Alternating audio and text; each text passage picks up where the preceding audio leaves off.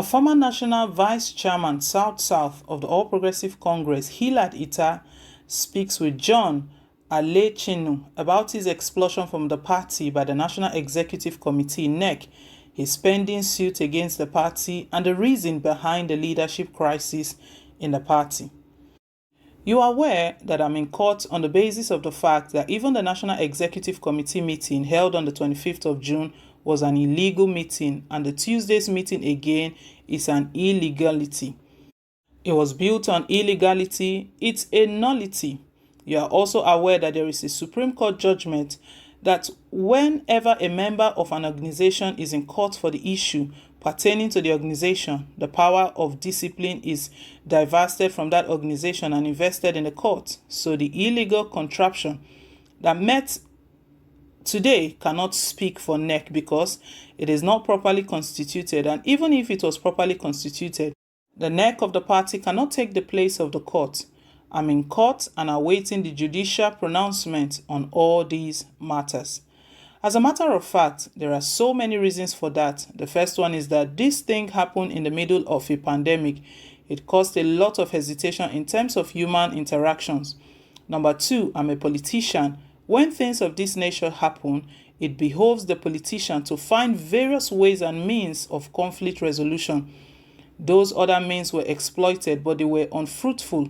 It got to a point where I now understood that resorting to the judiciary to seek redress was essentially the last resort.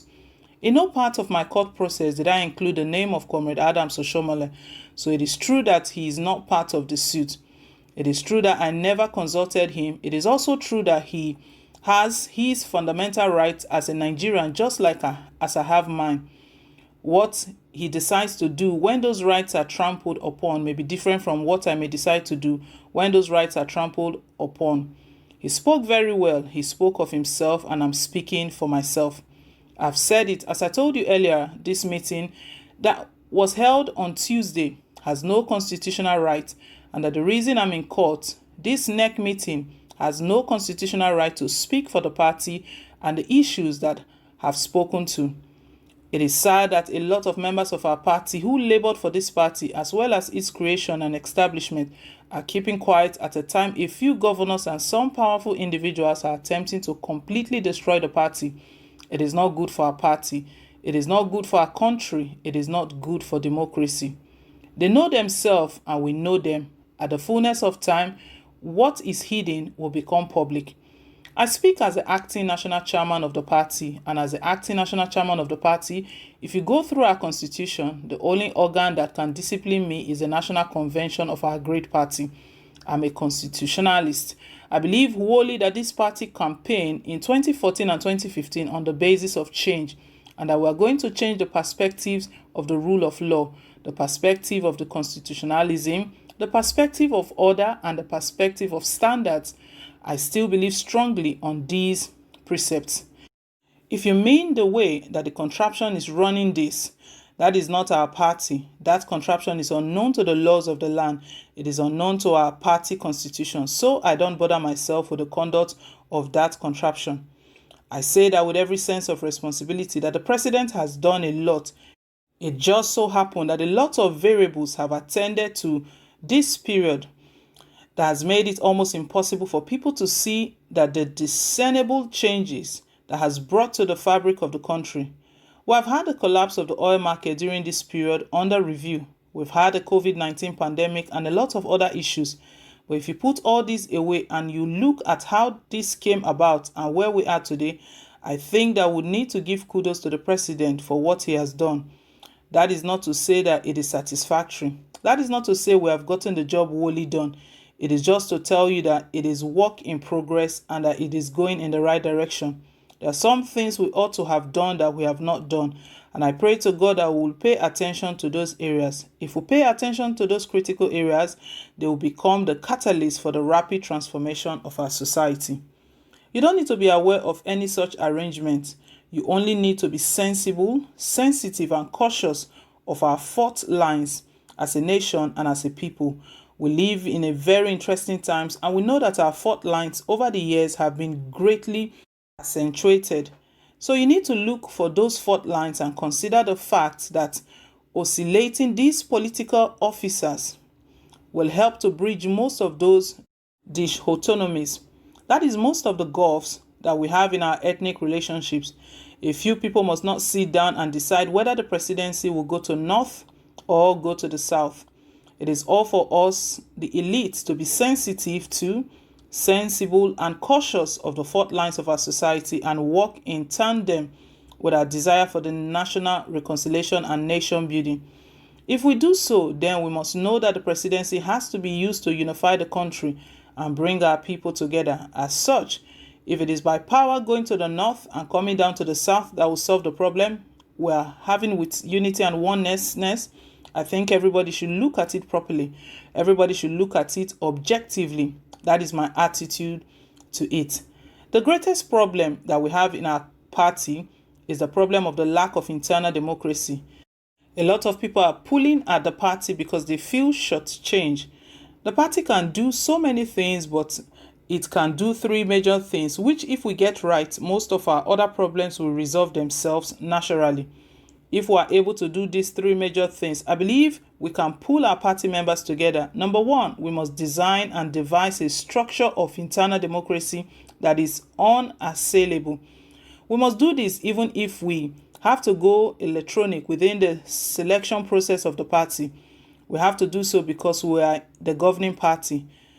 That's number one. Number two, we must do everything to ideologically distinguish ourselves from other parties. Our party must be based on ideas. On every major issue in the country, we must have an idea that is identified with the party. Number three, we must understand that our reward system is so flawed and members feel completely alienated. So these are the three things. Find the structure of internal democracy that every member can identify and align with. We must have a system that is accepted by a majority of members of the party. Our party must be able to canvass for votes on the basis of ideas, and we must make sure that our reward system does not alienate those who worked for the party. Among other things we can do, those three things are key. Most of the things said about Comrade Adams Oshiomhole are not completely true. Out of the 21 National Working Committee members, 18 worked in tandem with him throughout his stay for about 2 years. These are people who come from different parts of the country. I'm not saying he was perfect. He wasn't a perfect human being, but I'm very sure that if he was as bad as they would want to paint him, 18 of us would not have decided to work with him so that the party might succeed. He has his fault just like every human being. But why is it that everyone will be celebrating his faults while nobody is interested in celebrating his strength? I've read a lot of commentary saying that I'm a strong ally of Oshiomhole. I was elected into the National Working Committee in 2014. Adams Oshiomhole was the then governor of Edo State. He was not in the National Working Committee of the party. He came to the National Working Committee when I was re-elected in 2018. And anybody who knows me will tell you that I've never been a rubber stamp to anybody. And there were so many other people. I can mention very many distinguished Nigerians who worked together with him in the 2 years he was in office. I don't know where it is stated in our constitution that an officer of the party must come from a state where the party is in control or the party is in government. You see, all of this activists political understanding is not only backward, it is pristine. We live in a democracy, and a democracy, you cannot have a one-party system. It does not therefore mean that those who come from states that are not governed by their own party cannot ventilate their political perspective in a different party. It doesn't make sense. I'm a progressive, to be very candid, understand and what progressivism is. This is against those who just mouth the word and understand it clearly. I'm a progressive and I will remain a progressive for life. Let me first of all say that it's an insult for anybody to believe that a 58-year-old man, one who has gone through the crucibles of party administration, will be the face of anybody. I have political associates. I have those that I share common goals and common causes with. I have them. I also know they are conservatives, that they found themselves in our party, and I do not share beliefs with them. I do not share ideas with them. We do not have a common perspective of governance. If you describe me as a face, yes, I'm the face of the progressive in the APC. Now, who is their face? Who are they projecting for? They keep mentioning names. They mention the name of the national leader of the party, Asiwaju Ahmed Tinubu. They say that I'm being used by Tinubu to cause trouble. It's a pity because Tinubu is strong enough not to have to use anybody to ventilate his positions. He doesn't have to use me to ventilate his position. He's strong enough. We belabor the issue. The issue is like this. The forceful takeover of the party that happened on the 25th of June is sub judice. It is in court. I await a court pronouncement on the issue. If the court agrees that the takeover was lawful, that it was constitutional and was legal, I will apologize. However, when the court agrees with my position, I hope they will have the presence of mind to apologize for what they have done to the party. I'm very sure most of the people behind all of these shenanigans are not even mindful that you cannot win elections in a hollow and empty party. When they pursue these scorched-earth policies, they should also know that there are fine people on both sides. Nobody should be treated with the kind of contempt that they treat people in this party. Let me tell you, every time you invoke the constitution of the party and the country, they invoke the name of the president as if the president belongs to them only. They do not predict their actions on the law of which we campaigned vigorously in 2014, that we're going to be a lawful and abiding party. We said we're going to celebrate the rule of law, that it was what we promised Nigeria. We must find a way, we must find it in us to keep to that promise. Wow. Hilliard, we know recently APC claimed that they've expelled him from the party, but so far that he has spoken, he still believes that he's still the acting national chairman. He's not been expelled, and he has spoken of his position in the party. Guys, let's hear your take down below in the comment section. Thank you once again for staying tuned. Please, guys, don't forget to like, share, and to subscribe. Till I come your way again with more updates. Bye for now, and God bless.